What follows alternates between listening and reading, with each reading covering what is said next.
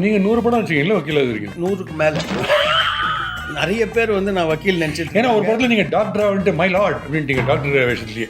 Stethoscope எடுத்து அந்த gown நினச்சிட்டு ஸ்டெத்தஸ்கோப் எடுத்து. ஆமாம், doctor, professor, collector, engineer, heroine father. இந்த ஹீரோயின் ஃபாதர் ஸ்டாண்டர்டாக இருக்கும், உட்காந்துருப்பான், பேப்பர் படிச்சுட்டு இருப்பான் இப்படி. அப்போ வருவா. நீங்கள் ஓவர் ஆக்டிங் பண்ணுறீங்க அப்படின்னு யாராவது சொல்லுவாங்களா? நிறைய. ஆமாம், இப்படின்னு சொல்லலாம், ஆமாம் அப்படின்னு சொல்லலாம். ரெண்டு நடிப்பு தான். சிவாஜி சார்கிட்ட இப்போ அந்த நேச்சுரல் ஆக்டிங், டே ஆக்டிங்னாலே எப்படிடா நேச்சுரல், ஆக்டிங்னாலே ஃபேக்கு தானடா, ஆத்தா செத்து போட்டா வாயிலையும் வயிற்றுலையும் தானடா ஆட்சின்னு அழுவ, இப்படியா பண்ணுவேன். ஆதித்யா டிவி ரசிகர்களே, சண்டே இஸ் ஃபன் டே அப்படின்னா சிரித்தாலே இனிக்கும். நிறைய படம்லாம் பார்த்துருப்பீங்க. மை பேஷன் ஃபார் மூவிஸ்லாம் சொல்லுவீங்க. அதில் தான் இந்த மோகம் 30 வருஷம்னு ஒரு படம் கூட இருக்கு இல்லையா? சரி, மோகன் எத்தனை வருஷம் மூவிஸில் அப்படின்னு பார்க்கும்போது கிட்டத்தட்ட ஒரு 40 வருஷம். யாரை பற்றி நான் பேசுகிறேன் கண்டுபிடிச்சிருப்பீங்க. கிரேட் ஆக்டர் மிஸ்டர் மோகன் ராமன் வந்துக்கிறார். வணக்கம் மிஸ்டர் மோகன். வணக்கம் பாஸ்கி. வணக்கம் ஆதித்யா. மோகனுங்க, என்னுடைய வார்ட்ரோப்பில் ஒரு ஷர்ட்டு கம்மியாக இருக்கேன்னு நினச்சேன். அது எப்படியோ வந்து நைஸாக எடுத்துன்னு போயிருக்கீங்க போல இருக்கு. இல்லை, உங்கள் ஹிஸ்ட்ரிக்காரன் கொடுத்தான். You are creating history now. ஆமா, being a historian. My time has come to act, to get into big screen. அப்படின்றது 90s தான் வந்ததா இல்லை எப்போ? 91. இதயம்னு ஒரு படம் 1991 ரிலீஸ் ஆச்சு. முரளி ஹீரா. முரளி ஹீராக்கு ஃபர்ஸ்ட் படம், எனக்கு ஃபர்ஸ்ட் படம், கதிருக்கு ஃபர்ஸ்ட் படம், டைரக்டருக்கு. சத்யஜோதி தியாகராஜன் தான் உன்னை கொண்டந்தருள்ள. அப்புறம் நீங்க கே பாலச்சந்தர் ஸ்கூல்ல நீங்க பயங்கரமான ஸ்டூடெண்ட். ராம்குமார் சிவாஜி ஃபிலிம்ஸ்லையும் கொண்டு வந்தா. 2-3 படம் பண்ணும் பொழுது மனோபாலா என்ன பண்ணார், ஒரு நாள் அவர் படத்துக்கு என்னை கூப்பிட்டுட்டு, அந்த படத்து ஸ்டோரி டிஸ்கஷனுக்கு வா, இது வக்கீல் சப்ஜெக்ட், உனக்கு தான் அனெக்டோட்ஸ் ஏதாவது அப்பா. நீங்கள் 100 படம் வச்சுக்கீங்களா வக்கீல் இருக்கீங்க? 100க்கு மேலே. நிறைய பேர் வந்து நான் வக்கீல் நினச்சிட்டு. ஏன்னா ஒரு படத்தில் நீங்கள் டாக்டராக வந்துட்டு மை லார்ட் அப்படின்ட்டீங்க டாக்டர் விஷயத்துலேயே. ஸ்டெத்தஸ்கோப் எடுத்து அந்த கவுனு நினச்சிட்டு ஸ்டெத்தஸ்கோப் எடுத்துட்டேன். அது கலர் பார்க்கல, black and white, not black but புரிஞ்சுடுச்சு. என்ன பண்ணார் மனோபாலா, அந்த ஷூட்டிங்கில் ஒருத்தர் வேஷ்டி கட்டிட்டு சட்டையை போட்டு இப்படி ரொம்ப காமாக உட்காந்துருந்தார். பட் நான் ஏதோ கிரேமர் வர்சஸ் கிரேமர்னு அப்புறம் இதுன்னு அவர் அங்கேருந்து அப்படியே என்னை பார்த்துட்டே இருந்தார். நீங்கள் கிரேமர் பார்த்துட்டேளா அப்படின்னு பார்த்துட்டேன். அதனுடைய ப்ரீவியஸ் வெர்ஷன்ஸும் ஓஹோ அப்படின்ட்டு என்கிட்ட வந்து, நீங்கள் நடிக்கணும்னு ஆசைப்படுறீங்களோ அப்படின்னார். ஆமாம் சார், ஒரு ஆசை இருக்குது, மனோபாலா கூப்பிட்டா வந்தேன். வாங்களேன், நான் என் டைரக்டர்கிட்ட இன்ட்ரடியூஸ் பண்ணுறேன் அப்படின்னார். சரி சார், உங்கள் டைரக்டர் யார் அப்படின்னு. K Balachander, my name is Ananthu அப்படின்னார். ஆஹா, ஓஹோ, பியூட்டிஃபுல். நேராக கூப்பிட்டு போயிட்டார். கூட்டிட்டு போனவரை நான் சொன்னேன், நீங்கள் எங்கே இந்த பக்கம் போகிறேன்னா, நான் மயிலாப்பூர் போகிறேன் அப்படின்னு. நான் ஆழ்வார்பேட்டை தான் போகிறேன், உங்களை ஐ ட்ராப் யூ அப்படின்னு. சரி, வாசலுக்கு உங்கள் உள்ளே போய் பேப்பர் பென்சில் எடுத்துன்னு வரேன், உங்கள் நம்பர்லாம் நோட் பண்ணிக்கிறேன்னு. உள்ளே போனவர் வெளில வந்து, டைரக்டர் உள்ளே இருக்கார், கூப்பிட்றாரு வாங்கன்ட்டார். ஸோ நேராக உள்ளே போனேன். கேபி சார் உட்காந்து ஒரு 10 நிமிஷம் பேசியிருந்தேன். Within 3 hours, 3 days I got a call. இந்த சன் டிவின்னு ஒரு டிவி இருக்குது, அதுக்கு நான் வந்து ஒரு சீரியல் பண்ண போகிறேன், பாலச்சந்தரின் சின்ன திரை, அது ஃபஸ்ட் எபிசோடில் நீ பண்ணணும் அப்படின்னாரு. பண்ணுறேன் சார். அப்படி ஆரம்பிச்சது. ஓஹோ, என்ன முதல் கேரக்டர், டெபியூ கேரக்டர் என்ன? College professor. டிசைட் பண்ணிட்டாங்க. Doctor, professor, collector, engineer, heroine father. இந்த ஹீரோயின் ஃபாதர் ஸ்டாண்டர்டாக இருக்கும், உட்காந்துருப்பான், பேப்பர் படிச்சுட்டு இருப்பான் இப்படி. அப்போ வருவா. அப்புறம் மெதுவாக நியூஸ் வரும், நெக்ஸ்ட் சீனில் நியூஸ் வரும். அவள் வந்து இந்த பையனோட. ஆமாம்மா, இது பாரு, எங்கே போயிட்டு நம்ம எங்கே போயிட்டு வர, அவனை பார்த்துட்டு வரியா? இப்போவே சொல்கிறேன், நம்ம ஸ்டேட்டஸுக்கும் அவன் ஸ்டேட்டஸுக்கும் சம்மந்தமே இல்லை. அவன் யார், நம்ம யார், முதல்ல இதை கட் பண்ணு. 2வது சீன் முடிஞ்சுதா, ஒரு நிறைய போயிட்டு டுவேட்லாம் அவள் பாடிட்டு வருவாள். 4வது சீனில் நான் உட்காந்துருப்பேன், இந்த பையன் வருவான். வா ரமேஷ், மேலே தான் இருக்கா, லதா மேலே வெயிட் பண்ணிட்டு இருக்கா. எப்படி ரோல் மாறுறது வேறு. ஓ, அந்த ஒரு டுவேட் பார்த்து நீங்கள் டுவேட் பார்த்து நான் மாறிட்டேன். யாருக்கிட்ட அப்சல்யூட்லி நான் போனேன்னா ஒரே ஷாட்டில் பண்ணிடுவேன். இன்னொன்றுன்னா ஐயோ கம்ப்ளீட் வார்த்தைக்கு வார்த்தை கரெக்டாக பண்ணால் தான் விடுவார். அது மாதிரிலாம் பார்த்தீங்கன்னா யார் வார்த்தைக்கு வார்த்தை கரெக்ட். அதாவது வந்து பாலு மகேந்திரா. ஓஹோ, பாலு மகேந்திரா ஒரு இச்சு கூட முடியாது. இல்லை, அதாவது பாஸ்கி உங்ககிட்ட நான் எவ்வளோ முறை சொல்லியிருக்கேன் அப்படின்னு டயலாக் இருக்குன்னு வச்சுக்கோங்க. பாஸ்கி, நான் உங்ககிட்ட எவ்வளோ முறை சொல்லியிருக்கேன். கட் மோன், நான் உங்ககிட்ட இல்லை, உங்ககிட்ட நான். ஐயோ அப்படியா? சார் வந்துடுது சார், வரக்கூடாது சார் அவர். But we had such a good super relationship. So அவர் வந்து எனக்கு நான் எழுத்தினதை சொல்லிடுங்களேன் ப்ளீஸ் அப்படிம்பாரு. கேபி சார் என்ன பண்ணுவார், டயலாக் தெரியுமா, தெரியும், பண்ணு பார்ப்போம். ஸோ நம்ம ஏதாவது கொஞ்சம் அப்படி இப்படி சேர்த்தோன்னு வச்சுக்கோ.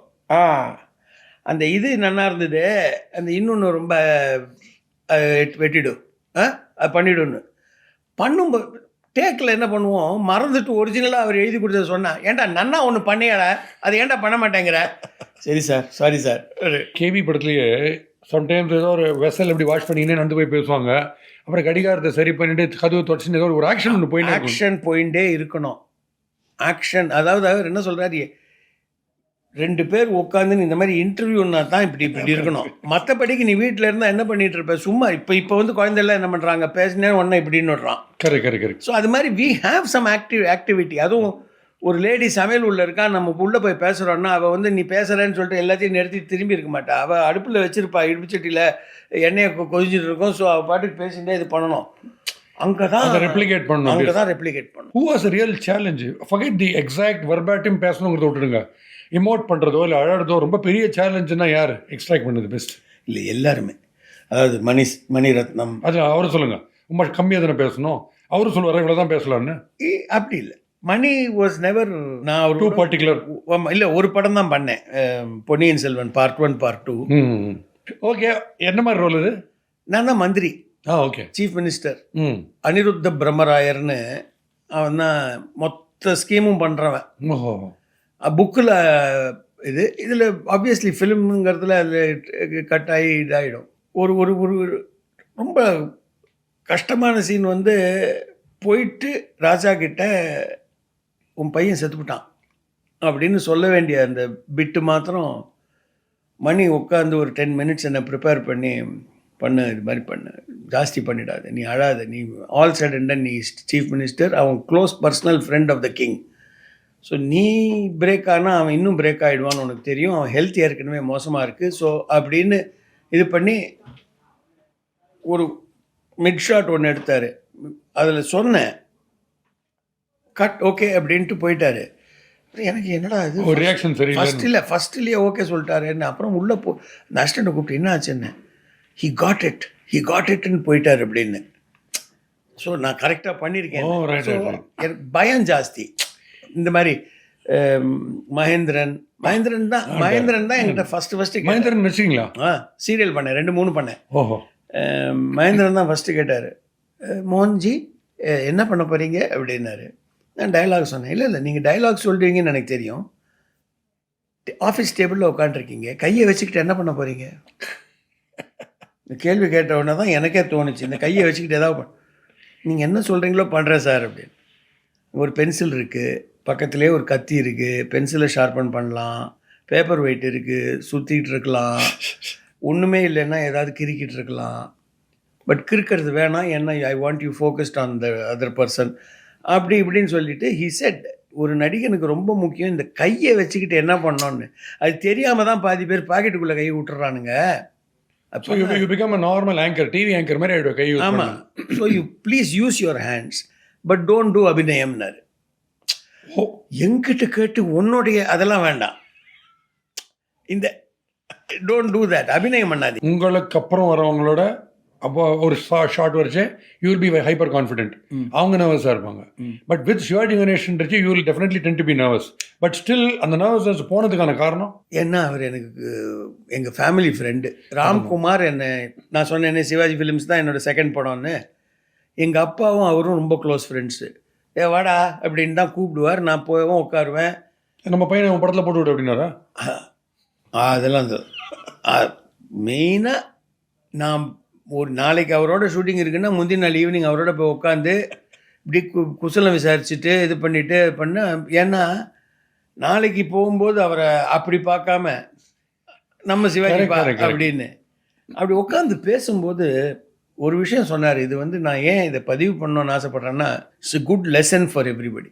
ஒரு நாள் காலைல ஒரு 9 மணிக்கு அவர் வீட்டுக்கு போகிறேன். என்னடா உனக்கு ஷூட்டிங்லாம் இல்லையா அப்படின்னாரு. ஷூட்டிங்லாம் இல்லை, இருக்குது. இங்கே தான் பக்கத்தில் உங்கள் வீட்டு பக்கத்தில் இந்த கிருஷ்ணசாமி கல்யாண மண்டபத்தில் ஷூட்டிங்கு. அப்போ அங்கே போக வேண்டியது தானே, இங்கே எதுக்கு வந்த? இல்லைப்பா 10:30-11 மணிக்கு வந்தால் போதும்னு சொன்னாங்க. சரி போகிற வழியில் வந்து உங்களை பார்த்துட்டுலாம் போகலான்னு. டைரக்டர் அப்படி தான் சொல்லுவாங்க.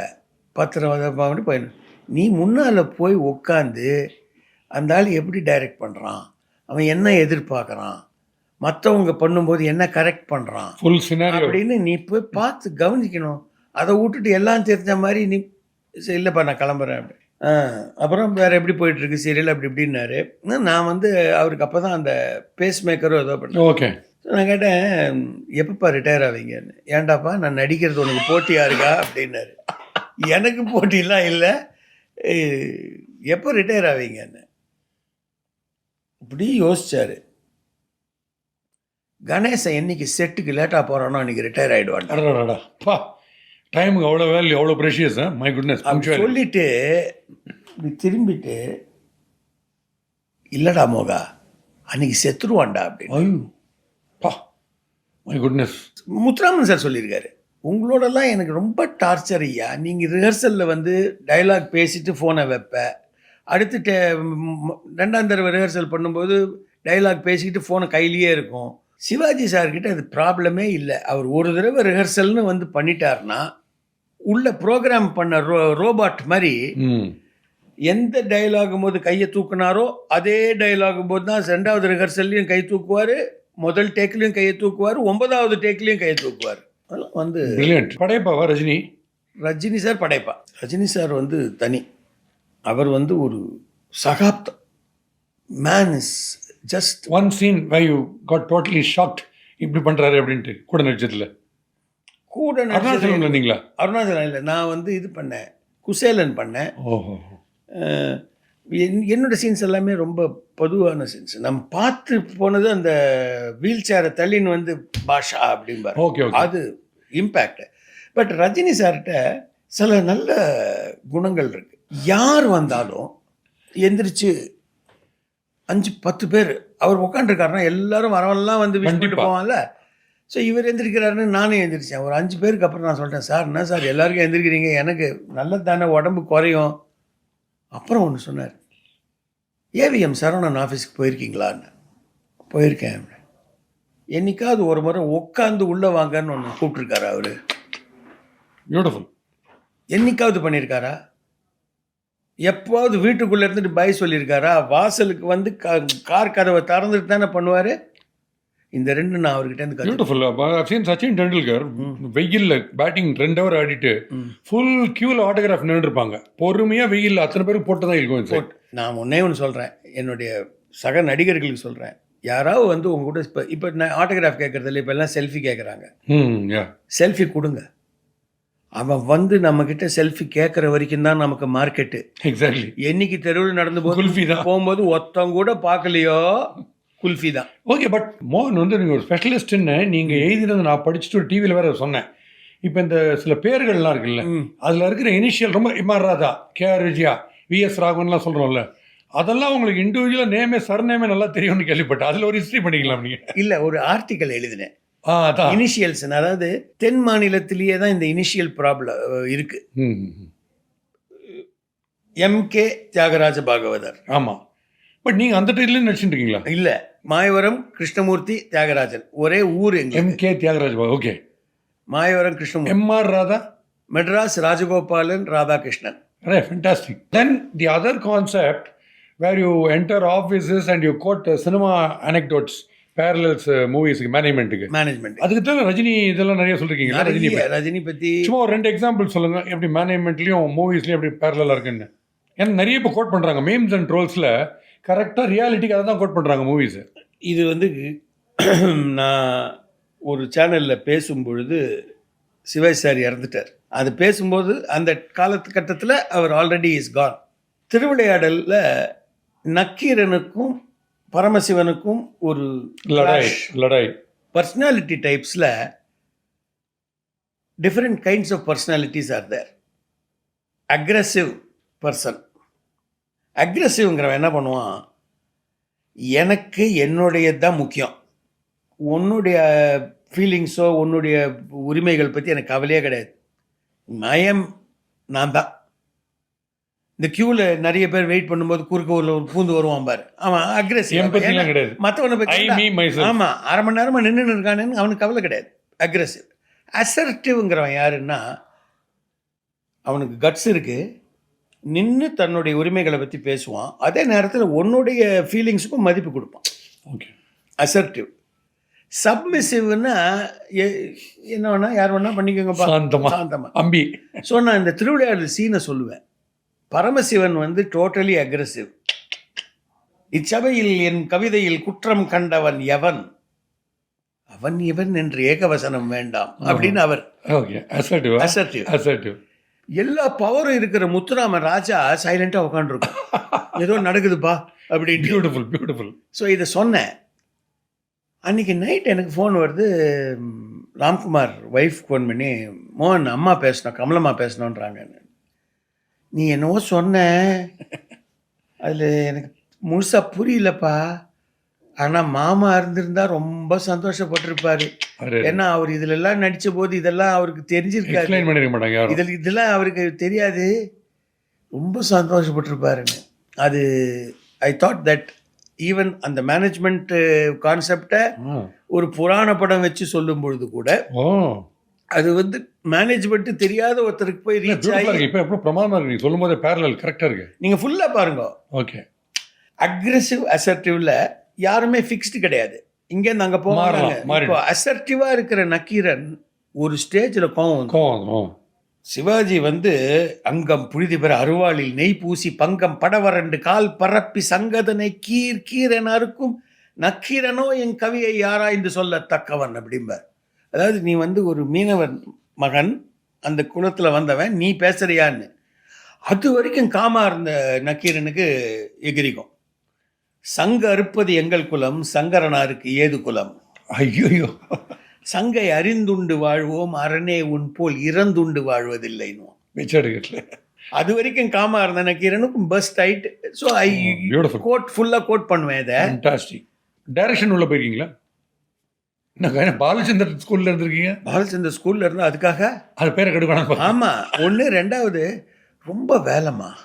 Okay. Again because I wrote a serial one episode called Titanic. நீங்கள் அதை நடிச்சிங்க லீட் ரோலில். அதுலேயே ஆர்டிஸ்டோட பொசிஷனு, கேமரா லுக் எல்லாம் நீங்கள் சொல்லியிருந்தீங்க அதில். அப்போ எனக்கு தோசு என்னோட அந்த எல்லாத்தையும் தெரிஞ்சு இல்லை, நான் வேணும்ன்ட்டு உள்ளே போய் கற்றுக்கிட்டேனே தவிர அதுக்கு மேலே, ஏன்னா ஒர்க் இஸ் ஜாஸ்தி. இந்த ஆர்டிஸ்ட் வந்துட்டாரா, அவர் வந்துட்டாரா, அப்புறம் நம்ம ஒன்று சொல்லுவோம். இப்போ பாலச்சந்தர் சார் மாதிரி நான் திட்டவும் முடியாது. ஒன்று சொல்லுவோம், அது பண்ண மாட்டோம். 24 ஈகோஸ் சாட்டிஸ்ஃபை. ஆமாம். கேபி சாரோட பெஸ்ட் லைன் என்ன தெரியுமா? ஏன்டா அதே தப்பை திருப்பி திருப்பி பண்ணுறேன், நான் எத்தனை தடவை நான் கரெக்ட் பண்ணுவேன், வேறு ஏதாவது புதுசாக தப்பு பண்ணுறா அப்படிம்பார். அதே தப்பு. ஸோ நம்ம ஆளுங்க அதே தான் வந்து பேசிட்டு உட்காடுறான்னாக்கா உட்காந்துட்டு பேசுவான். ஓகே. ஒரு தடவை சொல்லலாம், 2 தடவை சொல்லலாம், கோவம் வந்துடும். எதுக்கு நம்ம பிபியை நம்மளே ஏற்றிக்கணும்? காசு கொடுக்குறான், போய் நின்று நடிச்சுட்டு வருவோம். பட்டு மணிவண்ணன் பண்ணார் எனக்கு ஒரு தடவை. நானும் மணிவண்ணன் சாரும் ஷூட்டிங் பண்ணிட்டு இருக்கோம். அப்பு ஹவுஸ்னு ஒரு ஹவுஸ் இருந்தது, நம்ம கிரிக்கெட்டர் அப்பு. அதில் ஷூட்டிங் நடந்துட்டுருக்கு. கேமரா வச்சுட்டாங்க, எடுக்கிறாங்க. கம்பைன் ஷாட் எனக்கு ஹீரோயினுக்கு மணிவண்ணனுக்கு எடுத்து முடிச்சுட்டு க்ளோஸ்அப்புக்கு வராங்க. நானும் மணிவண்ணனும் 2 ஷாட், 2 பேரும் நிற்கிறோங்க. நான் கேட்டேன் லுக் சார்னா, அவன் ரைட் லுக் காமிச்சான். சார் லுக்கு அப்படின்னு. ரைட் அப்படின்னா தப்புன்னு எனக்கு தெரியும். லெஃப்ட் லுக் தான் நான் பார்க்கணும், லெஃப்ட் ஆஃப் கேமரா பார்க்கணும், ரைட் ஆஃப் பார்க்கணும். சரி ரைட்டுன்னு நான் பாட்டுக்கு விட்டேன். மணிவண்ணன் அவ்வளோ படத்தை டைரக்ட் பண்ணவர், அவர் வாய் மூடிட்டு இருக்காருன்ட்டு நான் பாட்டுக்கு வந்துட்டேன். ரைட் லுக் கொடுத்துட்டேன். வாங்க போய் தம்மடி போன்ட்டு கூப்பிட்டு போயிட்டார். வாசலுக்கு போய்ட்டு, லெஃப்ட்டு தான் எனக்கும் தெரியும், ஆனால் நான் டைரக்டர்னு சொன்னால் அவனுங்க வருத்தப்படுவானுங்க. நீங்கள் என்ன பண்ணுங்கள், வெயிட் பண்ணுங்கள். அந்த பொண்ணுக்கு திருப்பி க்ளோஸ்அப் எடுப்பான்ல, அப்போ கண்டுபிடிப்பான் தப்பாக பண்ணிட்டோன்னு. நம்மளை கூப்பிடுவான் பாருங்கள் கொஞ்ச நேரத்தில். சொன்ன மாதிரி 10 நிமிஷத்தில், சார் அது சரியாக வரல, அது இன்னொரு தடவை எடுத்துப்போமா அப்படின்ட்டு கூப்பிட்டு. எம்ஜிஆர் மாதிரி ஒரு ஆக்ஷன் தான், நான் சொல்லவே மாட்டேன் இப்போ.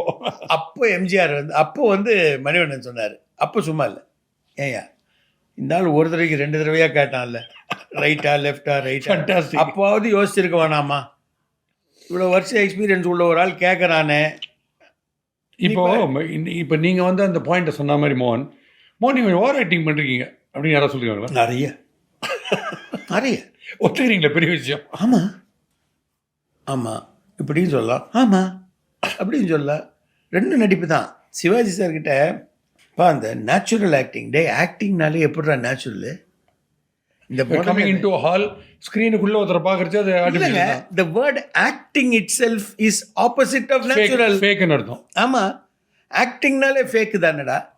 இன்னைக்கு வந்து மாடர்ன் ஸ்கூலில் நீங்கள் சொல்கிறீங்க ஆத்தா செத்து போட்டா வாயிலையும் வயிற்றுலையும் தானடா ஆச்சுன்னு அழுவ, இப்படியா பண்ணுவ?